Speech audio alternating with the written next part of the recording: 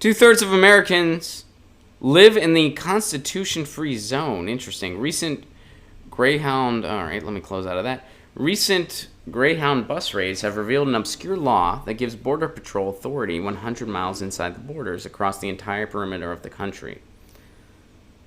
Ugh. All right, and it shows you on the map how exactly that works. So my hometown of Pittsburgh, Pennsylvania is partially in it and partially out of it. Look at that. Pittsburgh's like kind of in it, kind of not. In Hartford, Vermont, last year, U.S. Border Patrol agents boarded a Greyhound bus as it arrived from Boston, asking passengers about their citizenship and checking IDs of people of color or those with accents. In January, they stopped a man in Indio, California, as he was boarding a Los Angeles-bound bus, and questioning him about his immigration status, they told him his shoes looked suspicious. Wow. Interrogations, searches, demands for identification, and possible detainment are processes people are subjected to as they try to enter the U.S. at ports of entry as the U.S. Customs and Border Protection tries to keep borders secure.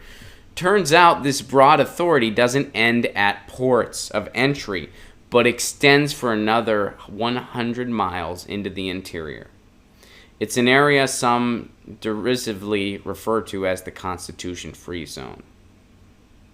It's also home to 2/3 of the U.S. population.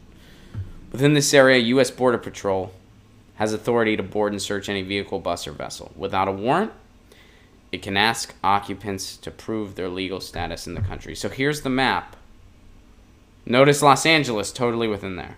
Basically all the points of entry. So they can stop you anywhere. And yes, this is where, these are where a lot of the cities are because it's near water. So this is where most of the country lives. Look, they even have it up in Alaska. They're even doing it in Alaska, too. They call it Border Patrol because it should be limited to the border. That's what I think. Wow. I didn't know this. I'm learning about this for the first time. I didn't know that they could do that.